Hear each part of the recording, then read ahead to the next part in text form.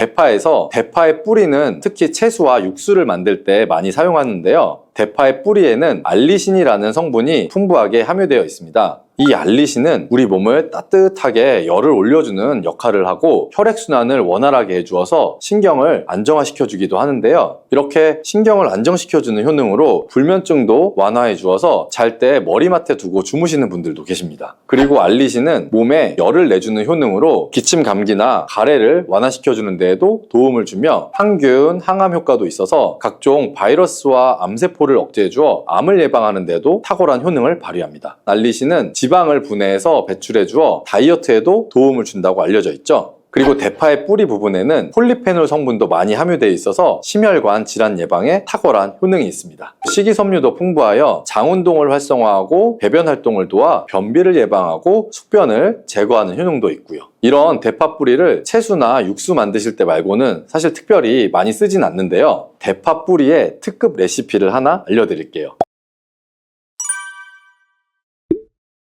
뿌리, 줄기, 이파리까지 버릴 것이 없는 대파는 정말 다양한 조리법도 있는데요. 피를 맑게 해주고 내장 지방을 없애주며 장 건강에도 좋은 풍부한 영양소들도 함유하고 있어서 반드시 먹어야 하는 채소 중에 하나입니다. 이런 대파도 함께 먹으면 보약이 되는 음식이 있고 또 독이 될 수 있는 음식도 있습니다. 그리고 먹는 방법에 따라 효능도 다르다고 하니 다양한 방법으로 드시는 것을 추천해 드리고요. 그럼 지금부터 대파의 효능과 함께 먹으면 보약이 되는 음식 3가지와 독이 되는 음식 2가지까지 알려드리겠습니다. 그리고 대파의 특급 레시피 4가지와 대파 보관법까지 대파의 모든 것을 알려드릴게요.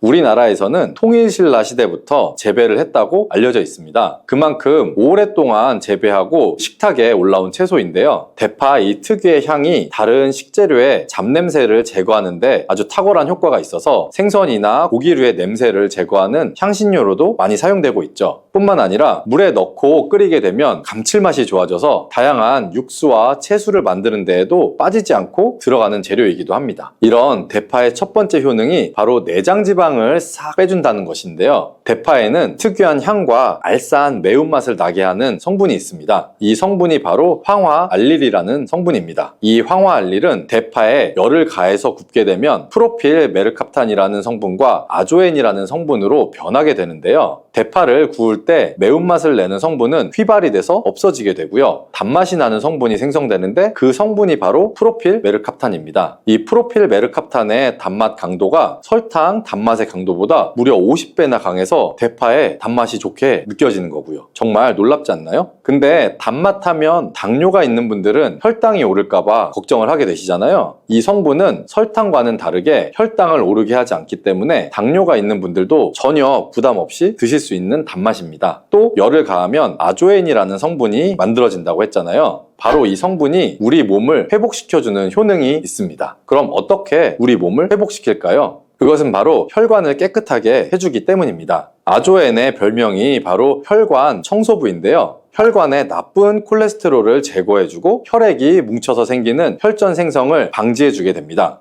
혈관도 확장해줘서 혈액순환을 원활하게 해주는 역할도 해주고요. 이런 효능으로 신진대사를 원활하게 해주고 동맥경화, 고지혈증, 고혈압 등의 심혈관 질환을 예방하는 데에도 도움을 줄 수가 있습니다. 뿐만 아니라 내장지방을 분해해서 몸 밖으로 배출시켜주는 효능이 있어 건강뿐 아니라 다이어트에도 도움을 주는데요. 최근에는 다이어트 식품으로도 많이 활용이 되고 있습니다. 그리고 대파의 녹색 부분에는 베타카로틴이 풍부한데요. 이 성분이 바로 강력한 항산화 물질입니다. 이 베타카로틴은 우리 몸속의 활성산소를 제거하여 노화를 방지해주고 피부의 탄력도 유지해주며 주름을 예방하는 효능도 탁월해서 피부 미용에도 좋은 영양소입니다. 그리고 면역세포의 기능을 강화시켜주기 때문에 감기나 독감 등의 질병을 억제해주고 알레르기 반응을 줄여주는 효과도 있답니다. 또한 베타카로틴은 눈의 피로도 해소해주게 되죠. 시력을 보호하고 야맹증과 안구 건조증을 예방하는 데에도 도움을 줄 수가 있고요. 대파의 베타카로틴은 구울 때 약 2.5배 정도가 증가한다고 하는데요. 이런 대파의 효능을 극대화시켜서 먹을 수 있는 방법이 있습니다. 대파의 특급 레시피를 소개해 드릴게요. 우선 대파를 깨끗하게 씻어 주시고요. 5cm 정도로 잘라 주시면 됩니다. 대파를 반으로 갈라 주셔도 되고 그냥 사용하셔도 상관없고요. 기름을 두르지 않은 팬에다가 대파를 올린 다음에 구워 주시는데 앞뒤로 골고루 약간 탄 것 같이 잘 구워 주시면 되고요. 이제 장을 만들 건데요. 물을 2컵 정도 해서 넣어주시고 간장을 반 컵 정도 넣어줍니다. 그리고 고춧가루와 참기름을 1스푼씩 넣어주세요. 이렇게 넣고 한번 끓여주시고 다 끓고 나면 식초를 반 스푼 정도 넣어주시면 됩니다. 이렇게 만들어진 양념장을 구운 대파를 넣은 그릇에 붓고 하루 정도 숙성시켜서 드시면 됩니다. 물론 바로 드셔도 되지만 숙성시켜 드시면 더 맛있는 대파 요리를 드실 수가 있습니다. 그리고 대파에서 대파의 뿌리는 특히 채소와 육수를 만들 때 많이 사용하는데요. 대파의 뿌리에는 알리신이라는 성분이 풍부하게 함유되어 있습니다. 이 알리신은 우리 몸을 따뜻하게 열을 올려주는 역할을 하고 혈액순환을 원활하게 해주어서 신경을 안정화시켜주기도 하는데요. 이렇게 신경을 안정시켜주는 효능으로 불면증도 완화해 주어서 잘 때 머리맡에 두고 주무시는 분들도 계십니다. 그리고 알리신은 몸에 열을 내주는 효능으로 기침 감기나 가래를 완화시켜주는 데에도 도움을 주며 항균, 항암 효과도 있어서 각종 바이러스와 암세포를 억제해 주어 암을 예방하는 데도 탁월한 효능을 발휘합니다. 알리신은 지방을 분해해서 배출해 주어 다이어트에도 도움을 준다고 알려져 있죠. 그리고 대파의 뿌리 부분에는 폴리페놀 성분도 많이 함유되어 있어서 심혈관 질환 예방에 탁월한 효능이 있습니다. 식이섬유도 풍부하여 장운동을 활성화하고 배변 활동을 도와 변비를 예방하고 숙변을 제거하는 효능도 있고요. 이런 대파 뿌리를 채소나 육수 만드실 때 말고는 사실 특별히 많이 쓰진 않는데요. 대파 뿌리의 특급 레시피를 하나 알려드릴게요.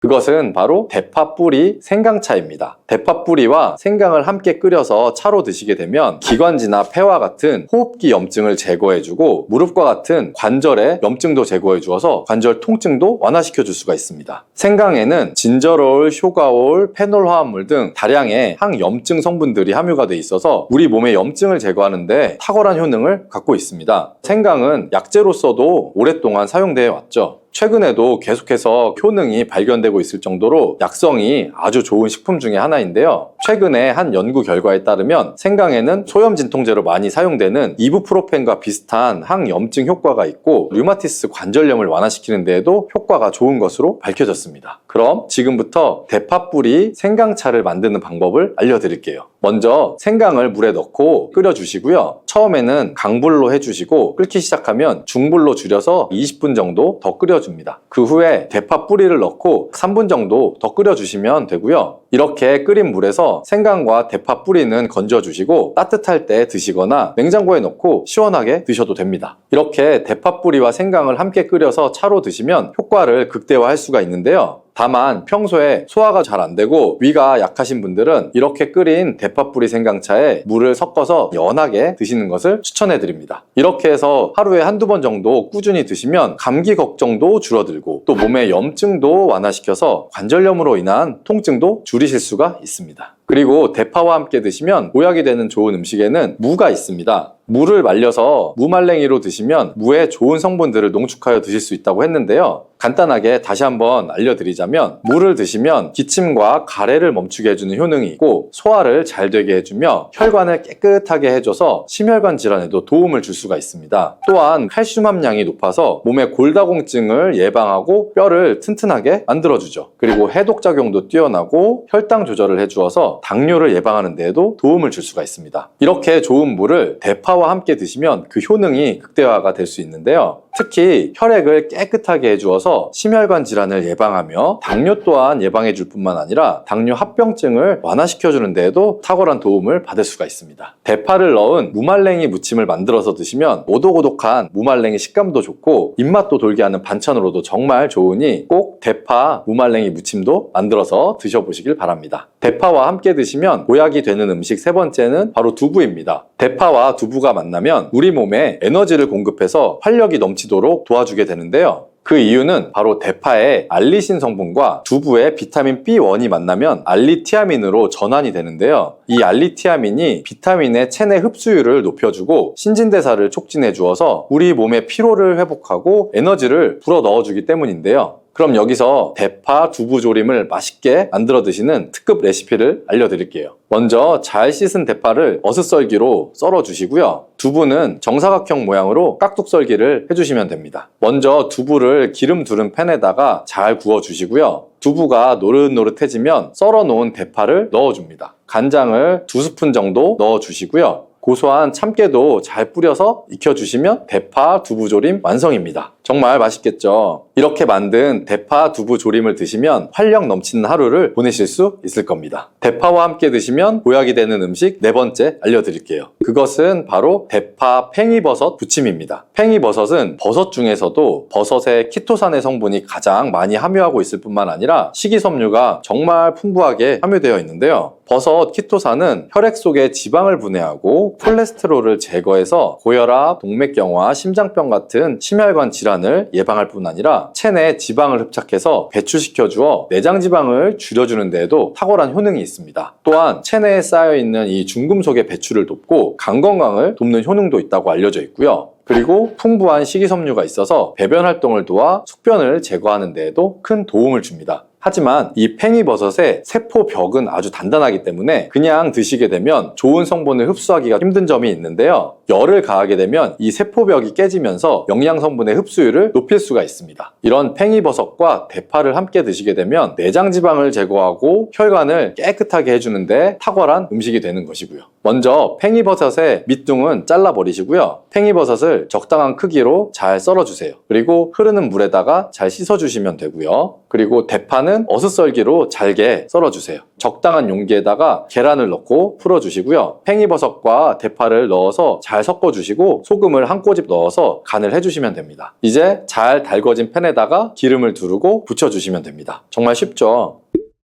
그런데 이렇게 좋은 대파도 함께 드시면 안 되는 음식이 있습니다. 대파와 함께 드시면 안 되는 음식 첫 번째는 바로 꿀입니다. 대파와 꿀은 두 가지 다 몸에 열을 올려주는 효능이 있습니다. 한의학에서는 대파와 꿀을 함께 먹으면 위장에 탈이 나고 더부룩한 현상이 나타날 수가 있다고 하는데요. 대파와 꿀을 함께 먹으면 위에서 소화액 분비를 억제해서 소화 불량을 유발할 수가 있기 때문이에요. 또한 꿀은 알레르기 반응을 일으킬 수가 있는데 대파와 함께 먹으면 그 알레르기 반응이 더 악화될 수도 있다는 것을 알아두시면 좋고요. 꼭 기억하셔서 대파와 꿀은 함께 드시지 않기를 추천합니다. 또 대파와 함께 드시면 안 되는 음식은 미역입니다. 미역과 대파 둘 다 알긴산이라는 성분이 있는데 이 알긴산은 미끌거리는 식감이 있습니다. 함께 드시게 되면 식감이 안 좋은 이유도 있지만 식감보다도 더 중요한 이유가 있습니다. 왜냐하면 파에는 인과 유황 성분이 있기 때문인데요. 미역과 파를 함께 드시게 되면 파의 인과 유황 성분이 미역에 함유되어 있는 칼슘의 흡수를 방해하게 됩니다. 미역에는 칼슘 함량이 높아서 골다공증 예방에 좋은 효능이 있는데 이 효과를 떨어뜨리게 되는 것이고요. 미역국을 끓일 때 대파로 채수를 내어 시원한 미역국을 끓여 드시는 분들도 계신데 절대로 미역국을 끓일 때는 대파를 사용하지 않으셔야 합니다. 그리고 다음으로 대파를 보관하는 방법을 알려드릴게요. 대파를 한 단 사면 양이 많아서 한 번에 드시지 못하는 경우가 많죠. 대파를 보관하실 때는 씻지 않고 흙이 묻은 채로 보관하는 것이 좋지만 사용하기 불편하기 때문에 씻어서 보관하는 방법을 알려드릴게요. 우선 잘 씻은 대파를 줄기와 잎부분으로 나눠서 잘라주시고요. 물기를 제거한 다음 키친타올을 넣은 지퍼백에 줄기와 잎부분을 나눠 담아서 냉장고에 보관해 주시면 됩니다. 이렇게 하시면 약 2, 3주 정도는 보관이 가능하고요. 더 장기간 보관하시려면 냉동을 하시면 되는데 냉동 보관하시려면 대파를 사용하기 원하는 크기대로 자른 다음 지퍼백에 넣어서 냉동하시면 됩니다. 이렇게 하시면 냉동된 대파를 꺼내서 요리하실 때 바로 사용하실 수 있을 겁니다. 그래서 혈관에 문제가 생기기 시작하면 여러 가지 질병이 쫙 뻗어 나타나는 거예요. 대표적인 혈관성 질병이 고혈압, 당뇨, 치매 등등이 있잖아요. 이런 중요한 혈관을 건강하게 만들기 위해 반드시 섭취해야 되는 채소가 오늘의 주인공 바로 양파예요. 이 양파의 첫 번째 효능은 바로 혈관을 깨끗하게 청소해준다는 거예요. 혈관이 부드럽고 탄력이 좋아야 되는데 나이가 들면 들수록 딱딱하고 혈관벽이 두꺼워지고 콜레스테롤 때문에 혈관벽이 좁아지기도 하고 혈전이 생겨서 혈액순환도 안 되고 이렇게 되면 당연히 고혈압이나 뇌졸중 등 혈관 질환이 나타나게 되겠죠. 이러한 혈관 질환을 예방하는 데 양파가 굉장히 좋은 역할을 하게 돼요. 양파에는 혈관 질환에 도움을 주는 중요한 성분 두 가지가 들어있는데 양파를 썰면 눈물을 나도록 하는 성분이 알리네이즈라는 성분이에요. 알리네이즈는 휘발성이기 때문에 눈이 메어지는 건데 이 성분은 항산화 작용이 뛰어나서 활성산소를 제거해서 혈관이 손상되는 것을 막아주겠죠. 양파 이렇게 드시면 오히려 건강에 독이 될 수가 있어요. 식탁 위의 혈관 청소부라는 양파는 많은 요리에 사용되는 우리나라에게 너무 익숙한 채소죠. 중국 사람들이 돼지 기름으로 요리한 음식을 또 굉장히 많이 드시잖아요. 이 혈관 질환에 잘 걸리지 않는 이유 중 하나가 바로 양파를 많이 먹기 때문이라고 해요. 이 양파는 혈관 청소 외에도 정말 다양한 효능이 있는데 아무리 좋은 양파도 잘못 먹으면 오히려 건강을 해치는 독이 될 수가 있어요. 양파의 효능 4가지와 양파를 어떻게 먹어야 하는지, 양파를 드실 때 주의해야 할 점, 양파를 먹으면 효능이 배가 되는 음식까지 양파에 대한 모든 것 알려드릴게요. 나이가 들면서 가장 신경 써야 할 부분이 저는 혈관 건강이 아닌가 싶어요. 노화가 진행되면서 당연히 우리 세포나 혈관의 노화도 진행이 되는데 사람 몸의 혈관의 길이가 무려 약 10만 킬로미터, 무려 우리 지구 지름이 약 4만 킬로 정도 된다고 하는데 지구를 2바퀴나 돌 수 있는 길이에요. 이렇게 긴 혈관이 우리 몸속에 있는데 온몸 구석구석 혈관이 그럼 닿지 않는 데가 없겠죠. 그래서 혈관에 문제가 생기기 시작하면 여러 가지 질병이 쫙 뻗어 나타나는 거예요. 대표적인 혈관성 질병이 고혈압, 당뇨, 치매 등등이 있잖아요. 이런 중요한 혈관을 건강하게 만들기 위해 반드시 섭취해야 되는 채소가 오늘의 주인공, 바로 양파예요. 이 양파의 첫 번째 효능은 바로 혈관을 깨끗하게 청소해준다는 거예요. 혈관이 부드럽고 탄력이 좋아야 되는데 나이가 들면 들수록 딱딱하고 혈관벽이 두꺼워지고 콜레스테롤 때문에 혈관벽이 좁아지기도 하고 혈전이 생겨서 혈액순환도 안 되고, 이렇게 되면 당연히 고혈압이나 뇌졸중 등 혈관 질환이 나타나게 되겠죠. 이러한 혈관 질환을 예방하는 데 양파가 굉장히 좋은 역할을 하게 돼요. 양파에는 혈관 질환에 도움을 주는 중요한 성분 2가지가 들어있는데 양파를 썰면 눈물을 나도록 하는 성분이 알리네이즈라는 성분이에요. 알리네이즈는 휘발성이기 때문에 눈이 메어지는 건데 이 성분은 항산화 작용이 뛰어나서 활성산소를 제거해서 혈관이 손상되는 것을 막아주겠죠. 노화도 방지해주고, 이 혈액이 뭉치는 현상도 억제하고 혈액순환도 원활하게 해주는데 도움을 줘서 혈중 콜레스테롤 수치도 낮춰주는데 도움을 주고 혈관질환, 고혈압, 동맥경화 같은 이런 질환도 예방하는데 많은 도움을 줄 수 있다고 해요. 이뿐 아니라 혈당 조절에도 도움을 줘서 당뇨를 예방하는 데에도 효과가 있는 것으로 알려져 있어요. 양파에는 또 2021년 1년 동안 2300편의 논문이 나올 정도로 주목받고 있는 성분이 있는데 바로 퀘르세틴이라는 성분이에요. 이 퀘르세틴은 그만큼 많은 효능이 있고 계속해서 지금도 효능들이 발견되고 있어요. 양파에는 이 퀘르세틴이 정말 많이 함유가 되고 있는데 퀘르세틴의 많은 효능 중 가장 큰 효능이 바로 혈관을 깨끗하게 청소해준다는 거예요. 또한 강력한 항산화 물질인데 활성산소가 많으면 혈관 세포도 손상시키고 노화시킨다고 말씀드렸잖아요. 각종 질병을 일으키는 원인을 제공하기도 하는 활성산소를 제거해줘서 혈관을 건강하게 도와주는 것이에요.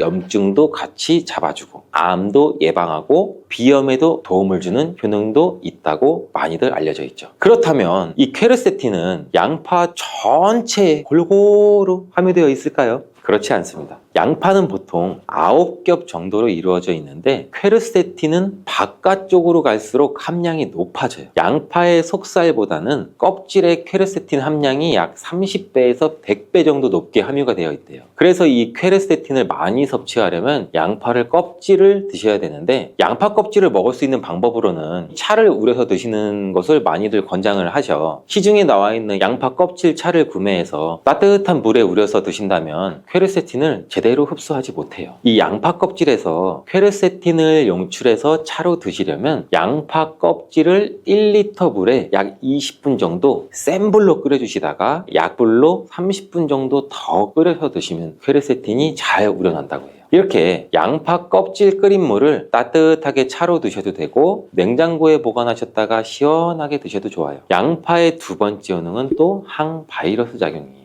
우리 장염이나 감기, 또 바이러스성 대상포진 걸리셨다면 양파를 드시면 도움을 받을 수 있어요. 이런 증상이 있으시면 우리 몸이 바이러스에 감염이 되었다는 건데 양파에 퀘르세틴이라는 성분이 많이 함유되어 있다고 했잖아요. 바로 이 퀘르세틴의 효능 중 바이러스를 사면시켜주는 효능이 있기 때문에 도움을 받을 수가 있어요. 감기 독감과 같은 이 호흡기 바이러스에 특히 효능이 좋은 것으로 알려져 있는데 이 효능은 비타민 C와 함께 드시면 또 효과가 극대화되는데 양파에는 비타민 C도 함유가 되어 있어요. 항바이러스 효과 효과가 굉장히 뛰어나겠죠. 또 양파에는 알리신이라는 성분도 풍부하게 함유가 되어 있는데 이 성분도 항균 작용이 뛰어나서 퀘르세틴과 함께 몸에 들어오는 바이러스와 균들을 차단해줘서 우리 몸을 건강하게 유지시켜주는데 큰 역할을 할 수가 있죠. 또 양파의 세 번째 효능은 당뇨를 예방하고 혈당을 조절해준다는 것이에요. 당뇨는 췌장에서 인슐린 분비가 제대로 되지 않거나 인슐린의 역할을 제대로 하지 못할 때 발생하게 되잖아요. 높은 혈당이 지속되면 고혈당이라고 하고 낮은 혈당이 지속되면 저혈당이라고 하죠. 이런 상태가 지속되는 것을 당뇨병이라고 하는데 이럴 때 혈당을 조절해주는 성분이 바로 인슐린인데 이 인슐린은 혈당 수치를 적절하게 유지하는 역할을 해줄 뿐 아니라 남는 포도당을 지방으로 저장하는 역할도 해줘요. 또 양파에는 크롬이라는 성분, 미네랄이 풍부한데 크롬은 천연 인슐린이라는 별명이 있을 정도로 혈당을 조절하는데 탁월한 효능도 가지고 있어요. 혈당 조절 건강기능식품을 보시면 빠지지 않고 크롬이 함유되어 있는 걸 보실 수가 있죠. 또한 포도당 대사의 항상성도 유지를 시켜주고 혈전이 생기는 것도 방지해주고 혈액순환도 원활하게 하는데 도움을 줄 수가 있어요.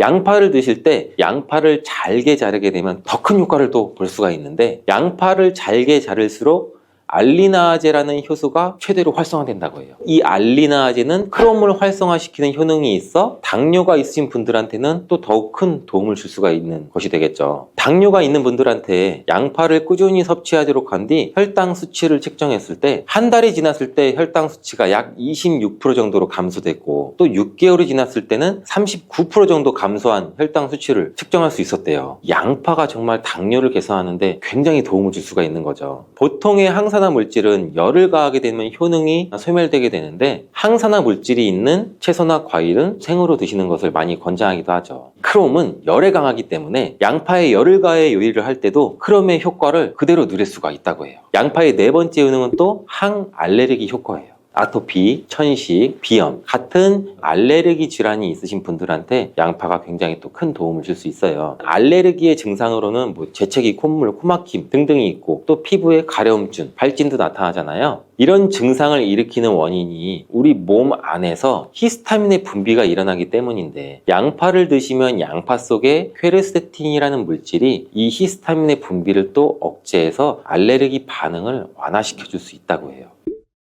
이러한 여러 효능이 있는 양파는 함께 드실 때 효능이 배가 돼서 보약이 되는 잘떡궁합의 식품들이 있는데 첫 번째, 바로 식초예요. 양파를 피클로 만들어 드시면 상큼하니 입안을 개운하게 해주기도 하는데 고기랑 함께 드실 때 참 좋죠. 한 가지 주의할 점은 이런 피클을 만들 때 설탕을 너무 많이 넣으면 오히려 건강에 더 해가 되겠죠. 피클의 맛이 약간은 떨어지더라도 건강을 위해서는 설탕은 빼고 만드시는 것을 추천해 드려요. 또한 식초에는 피로를 유발하는 젖산의 분비를 억제하는 효능이 있고 양파는 피로 회복에 좋은 비타민 B1의 흡수를 촉진하는 효능도 있어 양파와 식초를 함께 드시면 에너지를 충전하고 피로를 회복하는 데 도움을 받을 수가 있죠. 또한 식초는 나쁜 콜레스테롤의 흡수도 억제해서 혈관 건강도 도움을 줘서 우리 몸의 면역력 강화에도 큰 효과가 있습니다. 양파와 함께 드시면 보약이 되는 식품 두 번째는 바로 계란이에요. 이 계란 노른자에는 루테인과 지아잔틴 이 두 가지 중요한 항산화 성분이 풍부하게 함유가 되어 있는데 이 지아잔틴은 자유라디칼이라는 성분으로부터 우리 눈을 보호하죠. 이 자유라디칼은 환경적인 요인이나 노화나 스트레스 등으로 발생해서 우리 세포를 손상시키는 것을 말해요. 눈에 발생하게 되면 심하면 또 실명까지도 이를 수가 있는데 계란에는 콜린이라는 성분이 함유가 되어 있는데 콜린은 대표적인 뇌 건강을 좋게 하는 물질이에요. 아세틸콜린이라고 하는 신경 전달 물질을 만드는 데도 콜린이 작용하기도 하는데 이 아세틸콜린이 부족하게 되면 기억력 저하나 학습 능력의 감소, 더 나아가서 이제 치매도 일으킬 수가 있겠죠. 양파의 퀘르세틴과 알리나제 성분으로 혈관을 깨끗하게 하고 활성산소도 제거해서 혈관 세포를 손상도 막아주는 효과랑 계란의 콜린이 효능이 만나서 뇌혈관을 건강하게 하고 뇌신경을 활발하게 해서 치매 예방에 정말 좋은 음식이 되는 거죠. 양파와 함께 드시면 보약이 되는 식품 세 번째는 마늘입니다. 마늘에는 알싸한 매운맛을 내는 알리신 성분도 들어있는데 이 성분이 혈중, 지질, 콜레스테롤 수치를 낮춰 중성지방도 낮추는데도 굉장히 효과적인 성분이에요. 이를 통해서 혈관의 동맥경화를 방지하는 데 또 도움을 줄 수도 있고 심혈관 질환을 예방하는 데도 아주 좋은 성분이 될 수가 있죠. 항산화 성분인 폴리페놀이 풍부해서 콜레스테롤이 산화되는 것을 막아서 나쁜 콜레스테롤이 만들어지는 걸 방지해줘요. 또 마늘은 미국 국립암연구소가 선정한 48가지 항암식품에 들어가는데 마늘에 함유된 알리신과 유황화합물 그리고 셀레늄이 바로 항암 효과를 나타내요.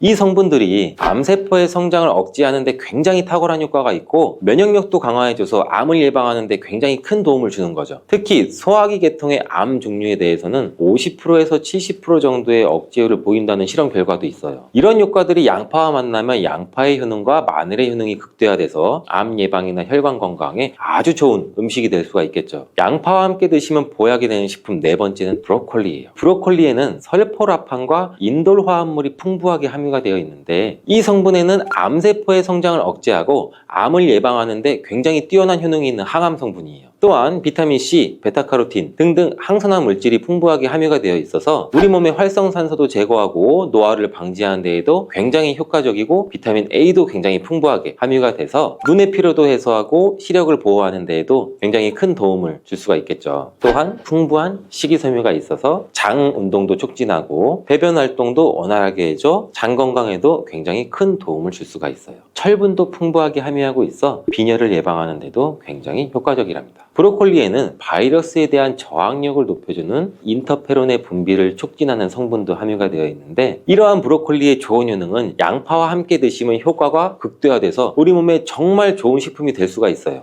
양파와 함께 드시면 보약이 되는 식품 다섯 번째, 오메가3 지방산이 풍부한 들기름이에요. 들기름은 오메가3 지방산이 풍부해서 우리 뇌의 신경을 보호하고 염증도 감소시켜주는 효과가 있어요. 또한 이 알파리놀렌산이 풍부한데 이 성분은 우리 몸에 흡수될 때 이 DHA로 전환이 돼서 기억력을 또 강화시켜줘요. 학습 능력 또한 향상시켜주는 효과도 갖고 있는데 이 오메가3가 풍부한 등푸른 생선을 섭취해도 같은 효능도 누릴 수가 있어요. 양파와 들기름, 꽁치, 고등어와 같은 등푸른 생선을 드셔도 뇌 건강에 많은 도움을 받을 수가 있죠.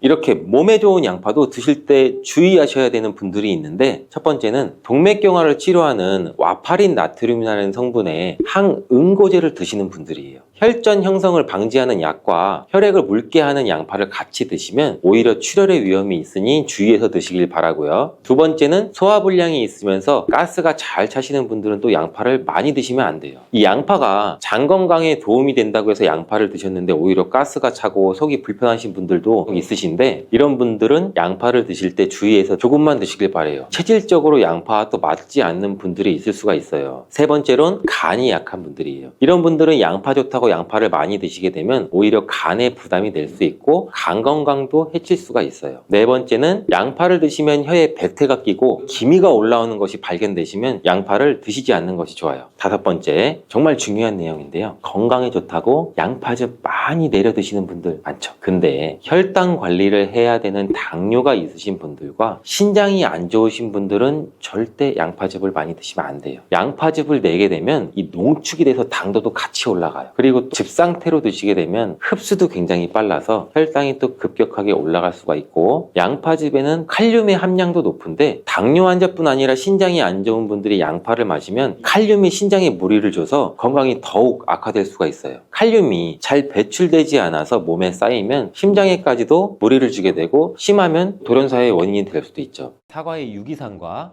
우유의 카제인이라는 성분이 만나게 되면 엉기는 현상이 일어나서 이게 덩어리가 져요. 덩어리가 져서 윗속에 들어가면 위산하고도 만나서 더 큰 덩어리가 형성되고 더 큰 덩어리가 형성되니까 소화가 늦어지겠죠. 소화도 힘들어져요. 이렇게 평소 소화가 잘 되고 건강한 사람이랑은 별로 상관이 없는데 그렇지 않은 분들한테는 소화불량과 대장염도 일으킬 가능성도 있고 이게 지속적으로 반복이 되면 대장암이 생길 수도 있죠. 사과와 함께 드시면 보약이 되는 음식도 있는데요. 바로 매일 사과 한 개를 먹으면 병원에 가지 않아도 된다는 말은 많이들 들어보셨죠? 사과는 그만큼 우리 몸을 건강하게 하는 많은 영양소가 들어있습니다. 사과는 꼭 아침에 먹어야 돼.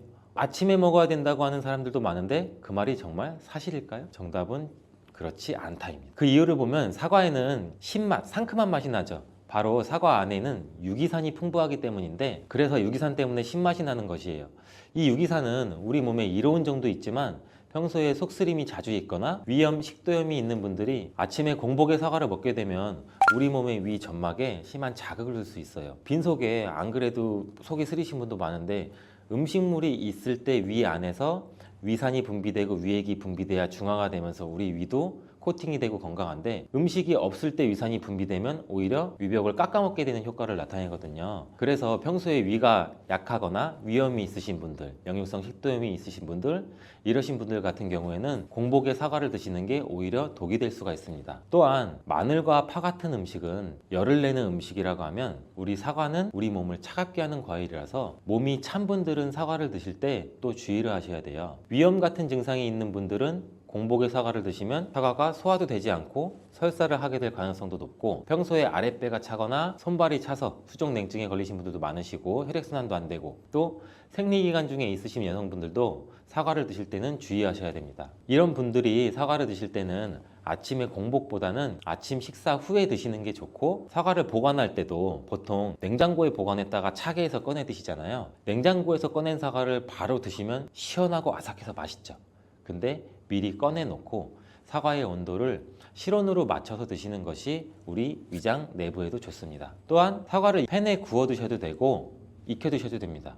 그렇다면 왜 아침에 먹는 사과가 보약이라는 말이 굉장히 우리가 많이 알고 있을까요? 건강하신 분들은 사과를 아침 공복에 드시면 더욱 좋은데, 그 이유는 사과에는 펙틴이라는 식이섬유가 풍부해 우리 장 운동을 활발하게 하고 장내 노폐물을 배출하는 데 도움을 줘 하루를 건강하게 시작할 수 있기 때문입니다. 한 가지 꼭 기억하셔야 할 점은 사과를 껍질째 드셔야 한다는 것입니다. 실제 연구에서는 사과의 껍질에는 안토시아닌이나 퀘르세틴, 에피카테킨 같은 이러한 식물성 폴리페놀 성분이 사과의 그 과육보다 사과 껍질에 훨씬 더 많이 함유되어 있는 것이 밝혀졌고, 또 이러한 껍질을 버리고 깎고 먹게 되면 사과의 좋은 영양소는 극히 일부만 드시게 되는 것이죠. 사과에는 펙틴 말고도 정말 다양한 영양소가 있는데, 사과에는 어떤 효능이나 영양소가 있는지 한번 알아보겠습니다. 사과는 먼저 장을 건강하게 해줘요. 요즘 프로바이오틱스, 프리바이오틱스 굉장히 많죠, 유산균. 이렇게 사과가 천연 프리바이오틱스로서 장내에 우리 몸,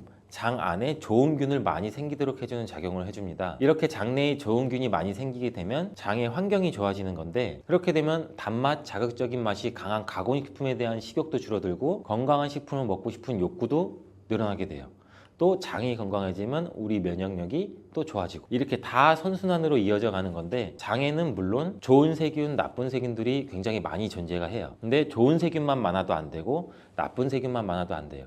좋은 세균, 나쁜 세균이 어느 정도 밸런스를 이루어져서 우리 몸의 면역력을 형성하게 되는데, 그때도 굉장히 중요한 게 프로바이오틱스, 프리바이오틱스, 우리가 흔히 많이 먹는 유산균입니다. 사과에도 아까 말씀드린 프리바이오틱스가 들어있고, 또 사과를 드시면 자연스럽게 체중도 줄어들고 다이어트하는 효과까지 누릴 수 있게 돼요. 이렇게 사과를 먹게 되면 장내에서 소화가 되면서 뷰티르산 같은 단쇄지방산이 만들어지게 되는데, 이 지방산이 우리 몸에 손상된 장벽을 회복시켜주는 역할을 해줘서 우리 장이 건강해지는 거예요. 장벽을 회복시키는 것이 중요한 이유가, 우리 장벽이 손상되면 손상된 곳에 독소들이 하나하나씩 침투가 되게 되고, 증상이 심해지면 장누수증후군이라는 질병도 발병이 되고, 이런 증상이 나타나면 독소들이 혈액을 타고 돌아다니게 되고 악순환이 반복이 되는 거죠. 그래서 장이 안 좋아지면 피부에 염증도 일으킬 수가 있고, 아토피와 같은 면역력이 이제 과잉되거나 면역력의 불균형 증상을 일으킬 수 있게 되는 거죠. 이렇게 사과를 드시면 이런 증상을 예방해 장이 건강해져 피부도 탄력 있게 밝아지게 하는 효과도 있고, 사과 속의 풍부한 펙틴이 아까 장 운동도 활발하게 한다고 말씀드렸잖아요. 그렇게 되면 암을 유발할 수 있는 물질들이 장내에 오래 머물지 못하고 결국 대장암의 발병률도 서서히 줄어들게 되죠. 그리고 사과는 혈관도 깨끗하게 해주는데, 혈관을 깨끗하게 해주면 뇌졸중, 고혈압, 심근경색, 그런 혈관 질환도 같이 예방할 수 있게 되고, 이렇게 혈관에 활성산소가 많아지게 되면 혈전이 생겨 혈액순환을 방해하기도 하고 혈관세포를 손상시켜 노화를 촉진시키기도 하는데, 이러한 활성산소를 제거해주는 게 우리가 흔히 알고 있는 항산화 영양제라고 해요. 말 그대로 활성산소가 우리 세포의 노화를 촉진시켜주고 우리 세포를 더 늙게 만들거든요. 이러한 것들을 제거해주는 항산화 영양소를 같이 섭취해주는 것도 매우 중요한데 그 항산화 영양소도 사과에 들어있다는 것을 알고 계시면 좋을 것 같습니다. 또한 이러한 활성산소를 제거해서 혈전이 생기는 것을 억제하는데 가장 큰 역할을 하는 게 플라보노이드 계열의 루틴이라는 성분인데 이 루틴이 사과에 굉장히 많이 들어있어요. 또한 사과에는 칼륨도 굉장히 많이 함유되어 있어서 칼륨은 혈관 내에 나트륨을 몸 밖으로 배출해주는 역할을 해요. 나트륨은 수분을 흡수하는데 칼륨이 부족하면 나트륨도 배출되지 않습니다. 이 나트륨은 혈압이 상승하며 혈관에 노폐물을 쌓이게 만드는데 사과를 섭취해서 칼륨을 공급해주면 혈압도 방지할 수 있고 노폐물을 배출시켜주는 역할도 같이 할 수 있습니다. 또한 이러한 칼륨은 혈관을 확장시키는 작용을 해서 혈액순환도 원활하게 하고 심장 박동도 안정시키고 심장의 기능도 강화하는 데 도움을 줄 수 있는 성분이에요.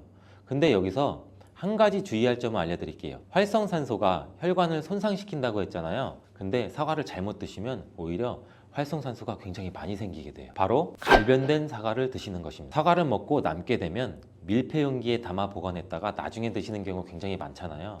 그때 우리가 단면이 사과가 갈색으로 변하게 되는데 이는 공기 중에 산소와 만나서 산패돼서 갈색으로 변한 것이거든요. 이렇게 산패된 사과를 드시면 활성산소를 제거하는 것이 아니라 오히려 활성산소를 증가시켜 혈관 건강에 악영향을 줄 수 있으니까 갈변된 사과는 그 부분은 바로 잘라내고 드시는 것을 추천드립니다. 또한 사과의 이로운 점 중 다른 하나는 사과는 혈당을 조절해서 당뇨를 예방하고 그 당뇨를 회복하는 데에도 도움을 줄 수가 있어요. 당뇨가 있으신 분들은 과당이 혈당을 올려 안 좋다고 알고 계시잖아요. 굉장히 많은 분들이. 근데 사과는 오히려 혈당을 조절해 주기 때문에 당뇨가 있으신 분들은 사과를 드셔야 됩니다. 식사하기 30분 전에 사과를 드신 후에 식사를 하시면 혈당이 급격하게 오르는 혈당 스파이크 현상도 막을 수가 있어요. 사과에 단맛 때문에 당뇨가 있는 분들이 사과를 드시는 것을 꺼려 하시는데 사과에는 단맛도 있지만 혈당은 올리는 GI 지수가 36으로 혈당 지수가 낮은 과일이에요. 근데 혈당 지수가 높은 과일이 뭔지 아세요?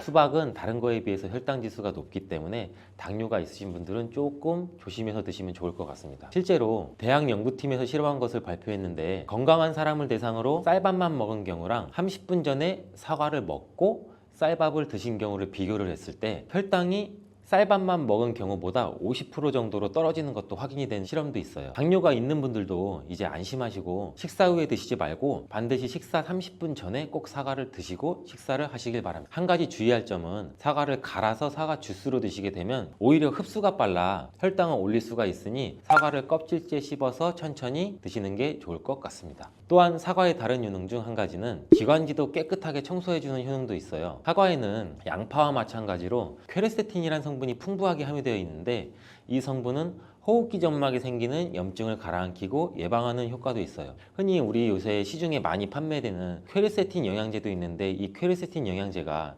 아이들 비염, 기관지염 이런 쪽을 개선시킨다고 많이들 이제 광고도 하는데 이처럼 퀘르세틴이 우리 몸에 있는 염증도 굉장히 많이 잡아주거든요. 이런 물질들이 사과 속에도 같이 함유되어 있다는 것을 기억하시기 바라겠습니다. 그리고 폐기관지에 모세혈관도 튼튼하게 만드는 걸 도와주고 천식이 있거나 기관지가 약한 분들이 미세먼지 때문에 기침이 많이 나고 목에 가래가 많이 낄 수가 있는데 이런 분들도 사과를 꾸준히 드시면 호흡기가 부드러워져 불편함도 많이 해소할 수 있게 됩니다. 한 연구에서는 매주 4개에서 5개의 사과를 먹는 가정의 자녀가 매주 1개 이하의 사과를 먹는 가정의 자녀보다 천식의 격리 확률이 50% 정도나 낮았다고 발표한 적도 있고 사과가 그만큼 천식과 호흡기 건강에 좋다는 것이 증명된 거죠. 이렇게 좋은 사과도 함께 먹으면 절대 안 되는 음식이 있는데 바로 궁합이 안 맞는 거예요. 그 음식을 알아볼 텐데 바로 우유, 요거트, 치즈 이런 유제품류예요. 여러분 놀라셨죠?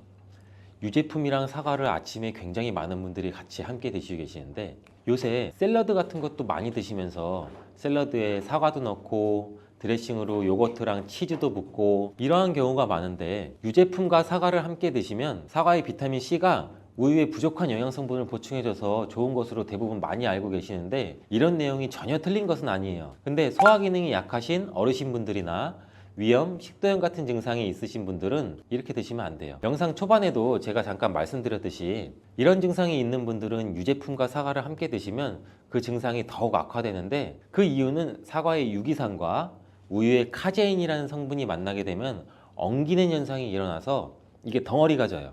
덩어리가 져서 위 속에 들어가면 위 산하고도 만나서 더 큰 덩어리가 형성되고 더 큰 덩어리가 형성되니까 소화가 늦어지겠죠. 소화도 힘들어져요. 이렇게 평소 소화가 잘 되고 건강한 사람이랑은 별로 상관이 없는데 그렇지 않은 분들한테는 소화불량과 대장염도 일으킬 가능성도 있고 이게 지속적으로 반복이 되면 대장암이 생길 수도 있죠. 장 건강이 중요한 이유는 아까도 영상 초반에 말씀드렸듯이 장이 우리 몸의 면역력도 같이 담당하는 기관이고 정신 건강에까지 영향을 주기 때문인데 행복 호르몬이라고 불리우는 세로토닌 많이 들어보셨죠? 이 세로토닌의 95%가 장에서 만들어지기 때문에 장이 건강해야 행복감이 또 올라갈 수 있어요. 여기서 또 하나, 절대 드시면 안 되는 것이 바로 사과 씨입니다. 사과 주스를 만들어 드실 때 씨까지 함께 갈아서 드시는 경우도 굉장히 많이 있는데 이 사과 씨에는 아미그달린이라는 성분이 함유되어 있어요. 이 아미그달린이 소와 효소와 만나게 되면 이게 시아나수소라는 유독물질로 분해가 돼요. 이 시아나수소는 인체에서 유해한 독성이 굉장히 강한 물질인데 이걸 섭취하게 되면 두통이나 어지럼증, 구토, 복통 이러한 증상들이 나타날 수가 있고 심한 경우에는 이게 심장박동에도 영향을 줘서 호흡곤란, 혼수상태 이런 심각한 증상으로 나타날 수 있어요. 건강한 성인의 경우에는 사과 한 개에 들어있는 씨의 양에는 뭐 그닥 큰 영향이 없을 수가 있는데 독성에 약한 어린아이 그리고 연세가 많으신 분들한테는 이런 것도 굉장히 민감하게 반응할 수 있으니까 꼭 주의하셔야 됩니다. 사과는 유독 보여지는 것이 중요한 과일인데 흠집이 있거나 색상이 좋지 않으면 상품성이 많이 떨어져요. 근데 유독 윤기가 있거나 반짝반짝하고 빨갛고 색상이 짙은 사과는 웬만하면 피하는 게 좋아요. 간혹 유동 파라핀이라는 식품 첨가물을 사용해서 사과 위에 이렇게 이쁘게 보이게 코팅 처리를 한 사과일 수가 있는데 이 유동 파라핀을 섭취하게 되면 복통과 설사를 일으킬 수 있고 지용성 비타민의 흡수도 감소시킨다고 알려져 있어요. 요새는 이런 일이 거의 없긴 하지만 혹시나 사과가 너무 윤기가 흐르거나 만졌을 때 약간의 끈적임이 있다면 드시기 전에 살짝 의심 한번 해보시고 껍질을 깨끗하게 세척하고 드시거나 껍질을 벗기고 드시는 것이 안전하겠습니다. 사과와 함께 드시면 보약이 되는 음식도 있는데요. 바로 비트와 당근입니다. 굉장히 유명한 주스 아시죠? ABC 주스. ABC가 바로 사과, 비트, 당근. 애플, 비트, 캐럿 이 세 가지를 갈아서 만든 주스인데 사과, 당근, 비트를 함께 드시게 되면 영양소의 흡수율이 굉장히 증가하고 서로의 시너지를 굉장히 크게 나타내요. 이 서로의 영양소를 보완해줘서 더욱 건강하게 드실 수가 있는데 또한 식이섬유가 폭발적으로 증가해서 장운동을 촉진하고 변비 예방도 탁월해져요. 그리고 사과, 당근, 비트 이 세 가지는 모두 강력한 항산화 물질이 풍부해서 체내에 있는 활성산소를 제거해서 세포의 노화도 방지해주고 몸에 활력을 불어넣어 줄 수도 있는 거예요. 함께 먹으면 보약이 되는 음식으로도 고구마도 있습니다. 이 고구마에는 베타카로틴이라는 성분이 풍부해서 항암작용과 함께 면역력도 같이 강화해 주는데 혈관 건강에도 도움을 줄 수가 있어요. 고구마를 드시면 소화가 잘 안 되는 증상도 나타날 수가 있는데 이게 왜 그러냐면 고구마 속에 함유되어 있는 아마이드라는 성분이 장에서 이상 발효를 일으켜서 가스가 차고 소화불량 증상도 같이 나타나는 건데 이때 같이 사과와 함께 드시면 사과에 함유된 펙틴이 아마이드의 이상 발효 증상을 억제해서 가스가 차는 증상을 발생하지 않도록 도와주게 돼요. 또한 이러한 사과의 효능 중 하나인 혈관을 깨끗하게 하는 것을 고구마의 베타카로틴이 도와줘서 이 효능이 극대화가 돼서 건강에 정말 좋은 음식 궁합도 될 수 있답니다. 상추는 찬성질을 가지고 있어 열을 내려주는 효과가 있어요. 바로 두피에 열을 내려줄 수가 있다는 건데 두피 열을 내려주고 상추의 항산화 물질인 베타카로틴이 활성산소를 제거해주고 혈액순환이 잘 되도록 도와주게 돼요. 이런 효능이 모낭에 필요한 영양성분 공급을 원활하게 해줘 머리카락을 건강하고 빠지지 않게 잡아주고 머리 결도 좋게 해주는 거예요. 밤잠 설치시는 분들도 계시죠. 상추를 먹으면 졸리다는 말은 한 번쯤은 들어보셨을 거예요. 이 상추에는 락토카리움 성분이 들어있는데 이 성분은 수면 유도, 진정, 최면 효능에 있어 불면증을 개선하는 데에도 도움을 줄 수가 있어요. 락토카리움 성분뿐 아니라 숙면 호르몬이라고 알려진 멜라토닌이라는 성분도 상추에 많이 함유되어 있어 불면증 개선에 도움을 주는데 락토라리움 성분은 상추 잎보다는 많이 함유가 되어 있어 불면증 치료를 위해서 상추를 드시려면 차로 끓여 드시면 효과를 볼 수 있을 거예요. 상추는 입으로도 상추차를 끓여 드릴 수가 있는데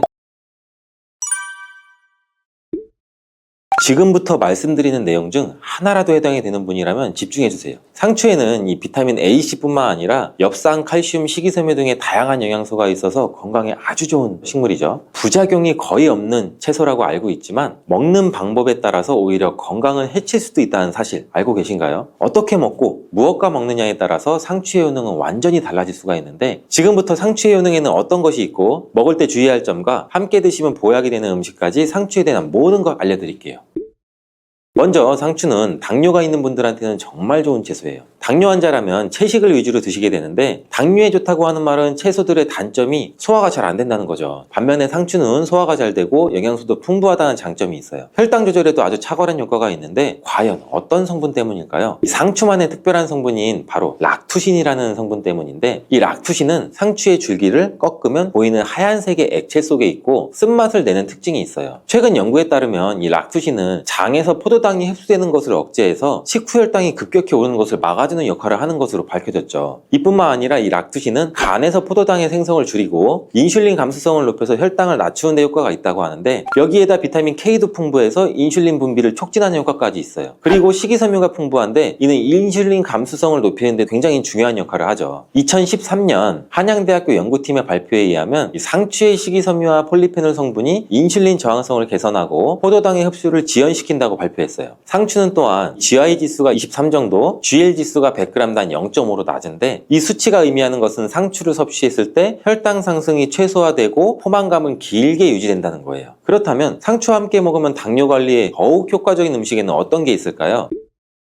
요즘 들어 부쩍 유명해진 과일이죠. 바로 아보카도예요. 불포화 지방산이 풍부한 아보카도는 인슐린 감수성을 높이는 데 도움을 주고 풍부한 식이섬유는 콜레스테롤 수치를 낮춰주고 혈당 조절에 폭발적인 시너지 효과를 나타내요. 계란도 상추와 함께 먹으면 좋은데 계란에는 질 좋은 단백질과 각종 영양 성분이 풍부하죠. 혈당도 천천히 오르게 하고 혈당을 오랜 시간 안정적으로 유지하는 데 도움을 주죠. 계란의 단백질은 포만감을 오래 유지해주고 과식도 막아주고 간에서 포도당의 생성을 줄여주는 효과도 있어 당뇨에 많은 도움을 줄 수 있어요. 상추와 만나면 이런 효과는 시너지로 발생되게 되는데 상추, 아보카도, 계란을 함께 넣은 샐러드를 드신다면 혈당 잡는 최고의 요리라고 할 수 있죠. 피부가 칙칙하고 주름이 늘어나고 있는 분들도 집중해주세요. 상추가 피부에 굉장히 좋은 효과를 갖고 있는데 상추에는 이 비타민 A와 C가 풍부해요. 비타민 A를 다른 말로 레티놀이라고 하는데 레티놀이 뭐냐면 대부분의 화장품의 원료로 사용되는 성분이에요. 그만큼 피부에 좋다는 거죠. 이 레티놀은 피부 아래쪽의 콜라겐이나 엘라스틴 등의 탄력섬유를 증가시키는 효능을 가지고 있고 비타민 C도 콜라겐 생성에 관여하는 아주 중요한 성분이기 때문에 비타민 C가 몸속에 부족하면 피부의 탄력이 떨어지고 주름도 늘어나게 되는 거죠. 그리고 자외선 때문에 피부가 많이 손상이 되는데 이런 자외선으로부터 손상되는 것을 막아주는 역할을 비타민 C가 해주죠. 멜라닌 색소의 생성도 억제해주기 때문에 칙칙한 피부를 밝게 만들어주는 미백 효과도 볼 수 있고 피부 미백에 도움을 주는 약재 중에 상엽이라고 있는데 이 상엽은 뽕나무 잎이에요. 뽕나무 잎이 항염증 작용도 좋고 피부 미백 효과도 뛰어나기 때문에 상추와 뽕나무 잎을 함께 차로 끓여 드시면 피부 건강에도 큰 도움을 받을 수가 있죠. 상추에 락투신이라는 성분이 당뇨에 좋다고 했잖아요. 근데 이 성분이 또 두통을 진정시켜 주는데도 효과가 좋아요. 머리가 지끈지끈 아픈 분들이 상추를 드시면 도움을 받을 수 있는데 의학의 아버지 히포크라테스가 환자를 수술할 때 상추를 먼저 먹이고 수술을 했다는 기록도 있대요. 상추 안에 락투신 성분이 마취제가 없던 시절에 수술받는 환자의 고통을 줄여주는데 도움을 주기도 했다는 거죠. 이런 락투신은 염증으로 인한 통증을 줄여주고 두통을 완화시켜주기도 하는데 특히 열이 오르면서 통증이 발생되는 두통을 개선하는데 효능이 탁월하다고 해요. 또한 상추는 눈 건강에도 도움이 되고 상추에는 루테인, 비타민 A, 베타카로틴이 풍부하기 때문이죠. 루테인은 영양제로도 많이 드시고 계시잖아요. 눈 건강에 도움을 주는 대표적인 영양소가 바로 이 루테인인 건 알고 계실 거예요. 눈이 노화가 진행되면 황반색소의 밀도가 감소되기 때문에 루테인이 황반색소 밀도를 유지하는 데 도움을 주고 황반 변성도 예방해서 로놉신의 생성을 도와주기 때문에 시력도 좋아지게 해줍니다. 또한 이 베타카로틴은 활성산소를 제거해서 눈의 노화를 예방하고 비타민 A로 전환돼서 눈의 점막을 건강하게 유지하도록 도움을 줄 수가 있고요. 또 야맹증, 안구건조증 등의 안구질환도 예방하는 데에도 많은 도움을 줘 눈 건강에 필수적인 영양소죠. 열이 머리로 올라가게 되면 두피가 건조해지고 비듬도 많이 생기게 되고 두피에 염증도 발생되죠. 또 모낭에 영양분이 충분히 공급되지 못하고 머리카락을 잘 잡아주지 못해 탈모가 일어나게 되는데 이럴 때는 두피의 상태를 건강하게 만들어줘야 탈모를 방지 방지할 수가 있죠. 상추는 찬 성질을 가지고 있어 열을 내려주는 효과가 있어요. 바로 두피에 열을 내려줄 수가 있다는 건데, 두피 열을 내려주고 상추의 항산화 물질인 베타카로틴이 활성산소를 제거해주고 혈액순환이 잘 되도록 도와주게 돼요. 이런 효능이 모낭에 필요한 영양성분 공급을 원활하게 해줘 머리카락을 건강하고 빠지지 않게 잡아주고 머리 결도 좋게 해주는 거예요. 밤잠 설치시는 분들도 계시죠. 상추를 먹으면 졸리다는 말은 한 번쯤은 들어보셨을 거예요. 이 상추에는 락토카리움 성분이 들어있는데, 이 성분은 수면 유도, 진정, 최면 효능에 있어 불면증을 개선하는 데에도 도움을 줄 수가 있어요. 락토카리움 성분뿐 아니라 숙면 호르몬이라고 알려진 멜라토닌이라는 성분도 상추에 많이 함유되어 있어 불면증 개선에 도움을 주는데, 락토라리움 성분은 상추 잎보다는 상추대에 더 많이 함유가 되어 있어 불면증 치료를 위해서 상추를 드시려면 상추대를 차로 끓여 드시면 효과를 볼 수 있을 거예요. 상추는 입으로도 상추차를 끓여 드릴 수가 있는데, 제가 방법을 한번 알려드릴게요. 첫 번째는 건조되지 않은 상추를 끓는 물에 넣고 상추를 우려서 그 물을 차로 드시는 방법이 있어요. 따뜻하게 드셔도 되고 냉장고에 보관하셨다 드셔도 돼요. 두 번째 방법은 상추 잎을 건조시킨 후 기름을 두르지 않은 팬에 한번 섞어주시면 되는데, 이때 상추잎이 바스락 부서질 거예요. 부서진 상추잎을 다시팩 같은 곳에 소분해 두셨다가 차로 우려서 드셔도 되고, 큰 통에 담아 주셨다가 마실 때마다 커피를 내리는 것처럼 거름종이에 걸러서 뜨거운 물로 우려 드셔도 돼요. 상추의 종류에 따라서 이 락토카리움 성분의 함량이 다른데, 요즘엔 쓴맛을 제거한 계량종이 많아 이 락토카리움 성분이 상당히 적게 함유가 되어 있다고 해요. 아무 상추 하나 드시면 효과를 볼 수 없고, 전남 농업기술원에서 개발한 품종인 흑하랑이라는 향추가 있는데, 일반 상추에 비해서 락토카리움 함량이 124배나 높다고 해요. 수면 개선을 위해 상추를 드실 분들은 흑하랑을 구매해서 드시면 효과를 볼 수가 있겠죠. 장이 안 좋은 분들한테도 상추는 많은 도움이 되는데, 상추에는 수분이 풍부하고 식이섬유와 마그네슘이 많아 수분이 없어 단단해진 변도 부드럽고 묽게 만들어 배변 활동에도 도움이 돼요. 장이 건강하지 않아 장에 독소가 쌓이게 되면 그 독이 위로 올라와 얼굴에 나타나게 돼서 얼굴에 여드름 같은 뾰루지가 생기고 피부가 어두워지는 증상도 나타날 수가 있어요. 상추에는 배변 활동을 활발하게 하는 식이섬유뿐만 아니라 엽산도 풍부해 대장의 염증을 줄여주는 효과도 있어요. 그리고 비타민 K, 엽산, 루테인이 함께 작용해서 이 염증뿐 아니라 대장암을 예방하는 데에도 효능을 발휘하게 되는데, 풍부한 엽산은 혈액을 생성하는 데에도 도움을 주지만 손상된 세포 DNA를 복구하는 효능이 있어 암을 예방할 수도 있어요. 식이섬유는 장내에 쌓인 노폐물을 흡착해서 몸 밖으로 배출해주죠. 또 염증도 제거해줘서 장을 건강하게 해주는 거죠. 상추는 뼈 건강에도 도움이 된다는 보고가 있는데, 미국의 캘리포니아 주립대학교에서 우주인을 위한 유전자 조작 상추를 만들었대요. 사람이 우주에 가게 되면 중력이 없기 때문에 골밀도의 손실이 심하게 일어나잖아요. 한 달에 1% 정도씩 줄어든다고 하는데, 유전자 조작된 상추를 먹으면 이런 현상을 막아줄 수가 있대요. 이 상추에는 뼈 생성을 촉진하는 부갑상선 호르몬 유전자가 들어있는데, 유전자 조작이 되지 않은 상추에도 칼슘이 많이 들어있어 골다공증 예방에도 도움을 줄 수가 있어요. 두부와 함께 드시면 이 효과는 배가 되는데, 두부에는 이소플라본이라는 성분이 많은데 상추의 칼슘이 몸속에 흡수되는 것을 도와줘 골다공증을 예방하는 효과를 극대화시켜주죠. 상추를 드실 때는 주의할 점이 별로 없지만 이것만은 꼭 기억하세요.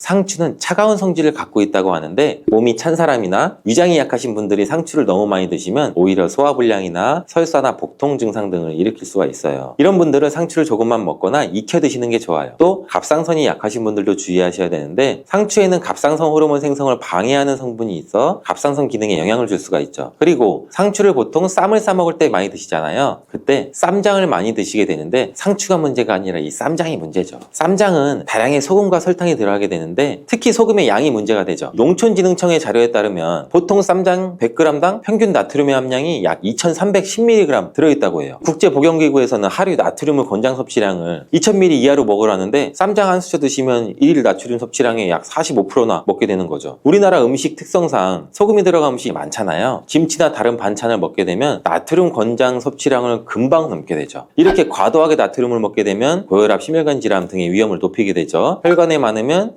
뇌졸중의 발병률도 높아지고 혈관에 악영향을 미치게 되니 쌈을 싸 드실 때는 최소한으로 줄이시는 게 좋겠죠.